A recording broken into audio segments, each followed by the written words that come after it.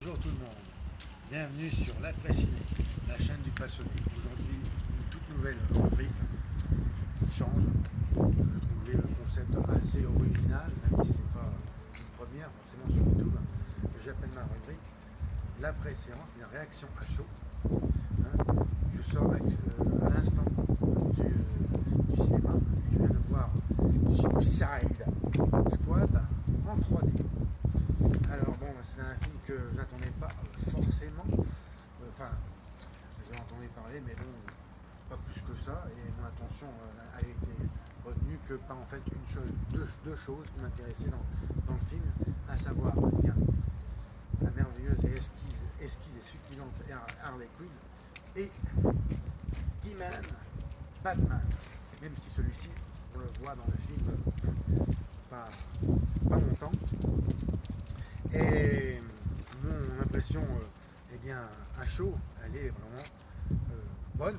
C'est un bon film de super-héros, un bon film d'action, de super-héros. Et bon, la 3D est correcte. Bon, c'est de la 3D de conversion. Et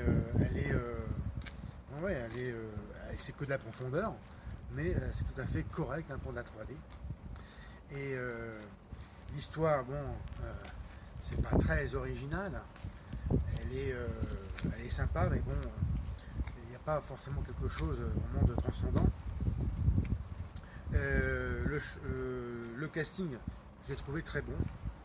Bon, alors, je vous avais dit dans les sorties cinéma du mois d'août 2016 que j'avais un problème avec l'acteur Will Smith, que je ne pouvais pas encadrer comme d'autres, par exemple comme Tom Cruise.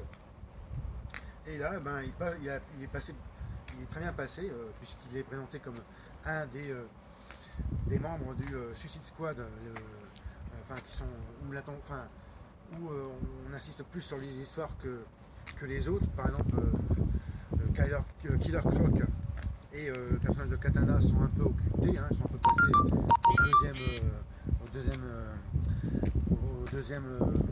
ils sont occultés en deuxième position. Ils sont pas développés plus que ça. Les personnages de Deadshot, Will Smith, Harley Quinn et le troisième c'est Captain, j'ai oublié son nom, Captain Boomerang, qui sont plus mis en avant que les autres. Il y a un peu le défaut du film, c'est que les autres personnages ne sont pas assez développés. Pour résumer, c'est un bon divertissement d'été, un bon blockbuster. Moi, je peux dire que c'est quand même un blockbuster, parce que quand même l'ensemble du film est vraiment dans le format du blockbuster de ce genre de film d'été, qui était vraiment c'est vraiment un bon divertissement que je vous conseille d'aller le voir. Pour résumer, je lui donne la note de 15 sur 20. C'est un bon film que je vous conseille d'aller voir. Vraiment, c'est, je peux dire, la sortie du mois d'août. Après, bon, il y aura Star Trek, mais principalement, voilà, moi j'ai bien aimé ce film-là.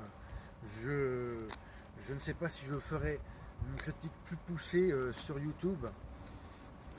Je vais peut-être faire une critique pour commencer mon périscope. Vous savez que j'ai commencé, je voulais notifier à la fin de ma dernière vidéo que j'avais ouvert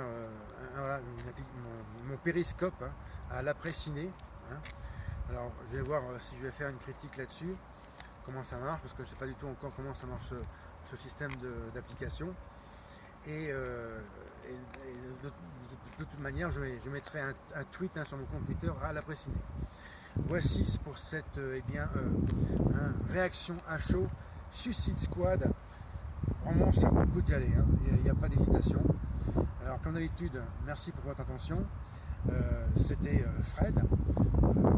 N'oubliez pas de mettre un M si vous avez aimé cette nouvelle rubrique.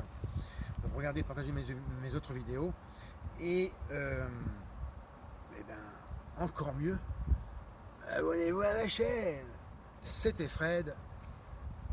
Et hein, il veillera sur ses nouveaux amis. Ciao.